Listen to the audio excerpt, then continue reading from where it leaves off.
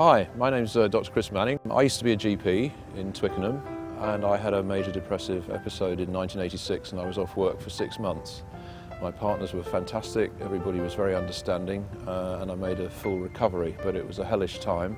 And one of the things I learned at the time was that depression isn't just a mental illness, it doesn't just affect your mind functions and your thinking and your mood, but it's a whole body physical condition. Because I've been brought up to think that the mind and the body were separate, or we had these terms like mental and physical. And my brain and my body were telling me that this was a defunct way of looking at things. Then I started reading more about this and where it all comes from and how we're trained as doctors to keep these things separate. And I thought, this is really crazy, because I knew that all the people I was seeing in my practice, I mean, everybody was coming in, they all bothered to bring their minds in with them. Why was I just working on just physical symptoms? Why wasn't I just working with the whole person? And then I started to understand the context in which we live our lives and the predicaments we get into, and that changed my medical practice. So I can really say that depression changed my life. People sometimes ask me about the stigma associated with mental illness. I've been very fortunate, I think, because when I was ill and I had depression, when I was ready, a couple of years later, I came out very openly in a lot of the medical press about my problem.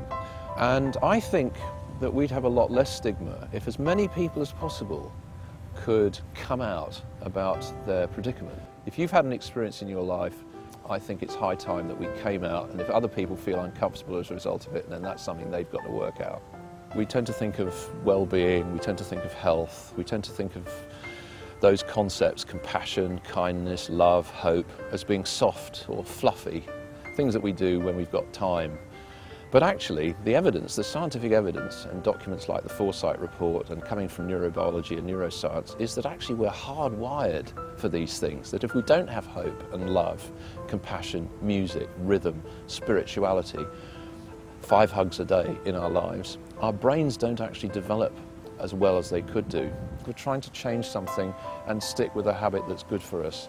And we do that, don't we? We stay with the friends we like, we go out and drink with the mates we like, we go on holidays. Why shouldn't we do that same sort of thing when we're trying to change our habits, which may be quite difficult?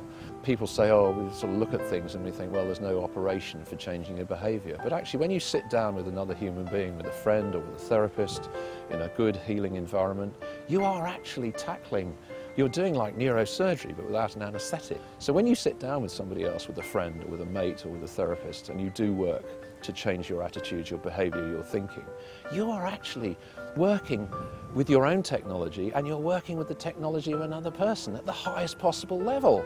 And just because there aren't loads of bits of cutlery and meters and all these other things flying around, it doesn't mean to say that something incredibly scientific and powerful and real and physical isn't happening.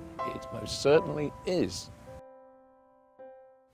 So have hope, have compassion, get your 5 hugs a day, look after your brain, take it for a walk, and never give up hope. Never ever give up hope. We can all change, we can all be helped.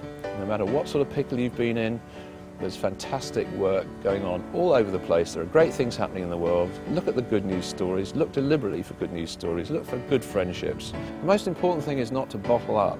The most important thing is to let go, is to tell friends, is to tell mates, is to go and seek professional help. We're all entitled to that.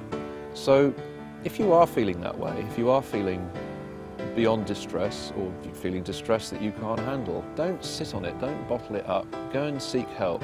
Prioritise it, put it top of the list. Don't wait for it to be after all the other things you try to cram into your jam jar. Put it first, because you're worth it.